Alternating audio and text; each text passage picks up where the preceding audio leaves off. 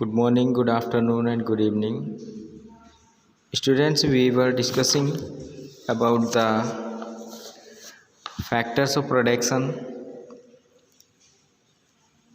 This is the chapter of economics for class 9th. The name of the chapter is production.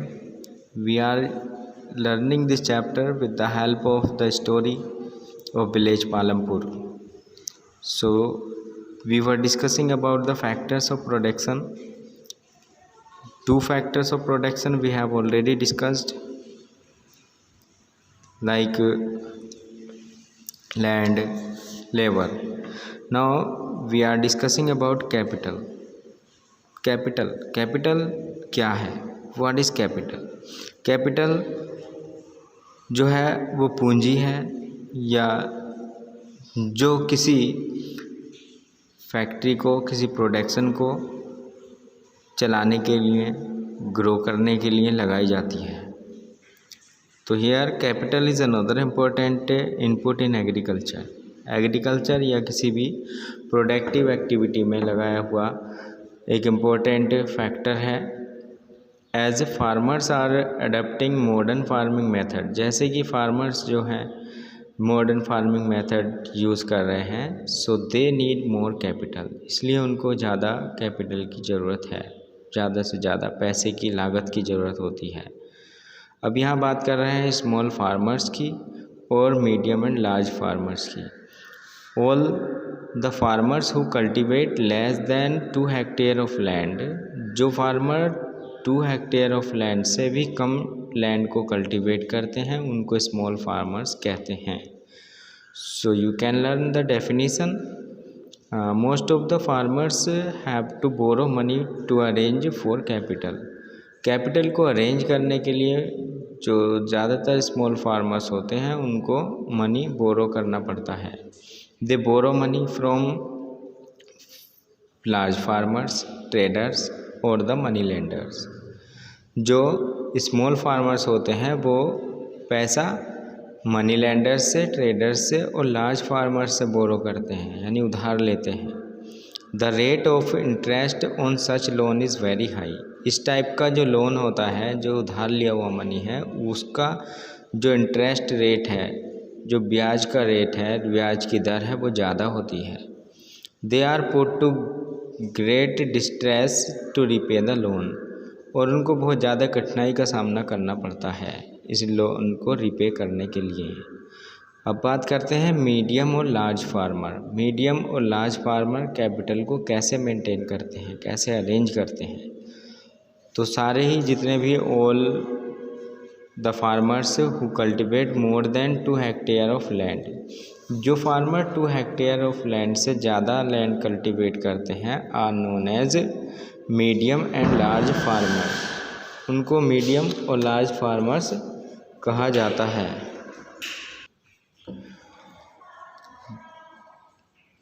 तो जो है farmers 2 hectare of land से ज़्यादा land cultivate करते हैं उनको लार्ज या मीडियम फार्मर बोला जाता है। They retain a part of crop for the families consumption and the sell surplus in the market to the traders और द गवर्नमेंट। और जो उनकी जो प्रोडक्शन होता है, जो उनका हार्वेस्ट होती है, उसको कुछ पार्ट जो अपनी फैमिली की यूजेबल है, कंजम्पशन के लिए है, केवल उस पार्ट को वो अपने पास स्टोर करते हैं, बाकी को वो जो सरप्लस होता है, ज़्यादा होता है, उसको मार्केट में ट्रेडर्स को या फिर गवर्नमेंट को वो सेल कर देते हैं। They make a good earnings, इस टाइप से वो अच्छी अर्निंग कर लेते हैं। This earning is used by them to buy various inputs like HYV seeds. इस अर्निंग, ये जो अर्निंग है ये क्या होती है? इज़ यूज्ड बाय दैम, वो उनके द्वारा किसके लिए यूज़ की जाती है? कई तरह की इनपुट लेने के लिए, यानी जो प्रोडक्शन में लगाई जाने वाली लागतें हैं उनके लिए, जैसे कि HYV सीड्स है, fertilisers, machines etcetera.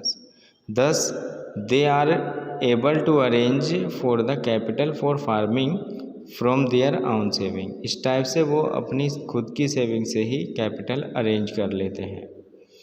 Some farmers might also use the savings to buy cattle, trucks और टू सेट अप शॉप्स। कुछ फार्मर्स जो हैं वो अपनी जो सेविंग है वो कैटल बेचकर या ट्रक्स या अपनी शॉप्स वगैरह सेटअप करके करते हैं। आगे हम बात करते हैं नॉन फार्म एक्टिविटीज़ की। All the other economic activities except from farming. Farming के अलावा और जो दूसरी एक्टिविटी हैं जिनसे इनकम होती है उसको नॉन फार्म एक्टिविटी के नाम से जाना जाता है। स्मॉल मैन्युफैक्चरिंग इसमें आती है, शॉपकीपिंग आती है, ट्रांसपोर्ट आती है और इसी तरह से ही इनको हम नॉन फार्म एक्टिविटी में इम्पोर्टेंट रोल प्ले करते हुए देखते हैं।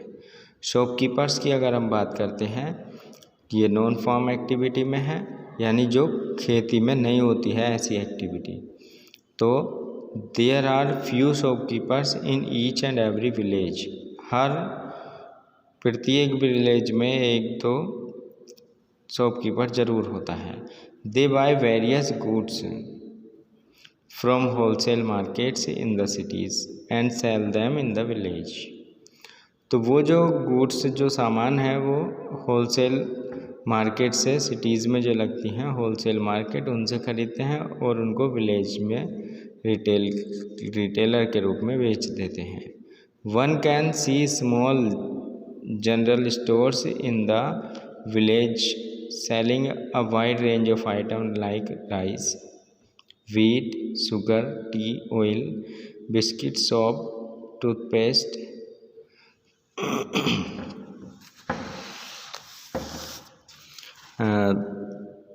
batteries, candles, notebooks, pen, pencil, even some cloth।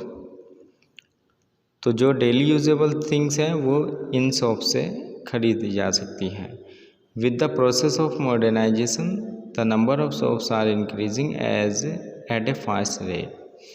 यानी मॉडर्नाइजेशन के लिए बहुत सारी शॉप्स जो हैं वो बड़ी तेज़ी से खुलती जा रही हैं। Shops selling mobile accessories, electronic products and edible are becoming the part of village culture. ये सब चीज़ें जो है विलेज कल्चर का पार्ट बनती जा रही हैं। These shops provide various kinds of services to the people as well as employment। ये शॉप्स जो हैं कई तरह की चीज़ें लोगों को प्रोवाइड करती हैं, साथ ही एम्प्लॉयमेंट भी लोगों को ये प्रोवाइड करती हैं। अब बात करते हैं डेयरी। डेयरी क्या है? Dairy is a common activity in rural India. Dairy एक कॉमन एक्टिविटी है रूरल इंडिया में। People feed there buffaloes on various kinds of grass and the jowar and bajra that grow during the rainy season। यानी जो dairy farming भी जो है एक non farm activity में आती है। लोग जो हैं अपने बफेलो को कई तरह की ग्रास, ज्वार, बाजरा ये खिलाते हैं। that grow during the rainy season। milk is procured from the farmers at the village cooperative society and is then sent to the district cooperative dairy union by trucks in cans और by tankers।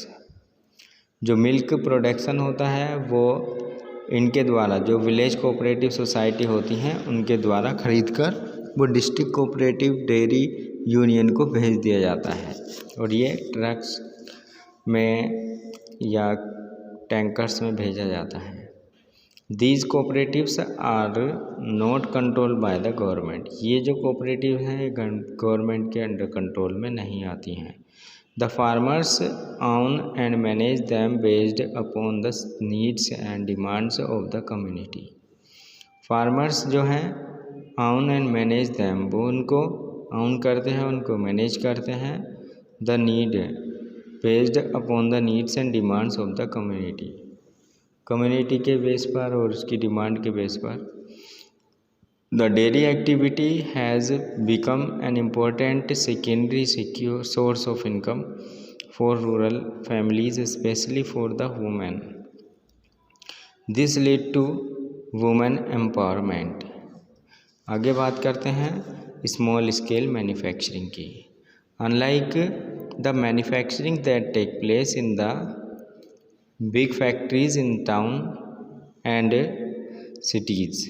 Manufacturing in village involves very simple production methods and are done on a small scale. They are carried out mostly at a home or in the field with the help of the farmer family labor. Rarely are laborer hired. तो ये small manufacturing होती है जो कि घर पर family members के द्वारा ही की जाती है। आगे ट्रांसपोर्ट की बात करते हैं। ट्रांसपोर्ट मीन्स कैरिंग गुड्स और services from one place to another with the help of vehicles. Transport, there are variety of vehicle on the road connecting different villages.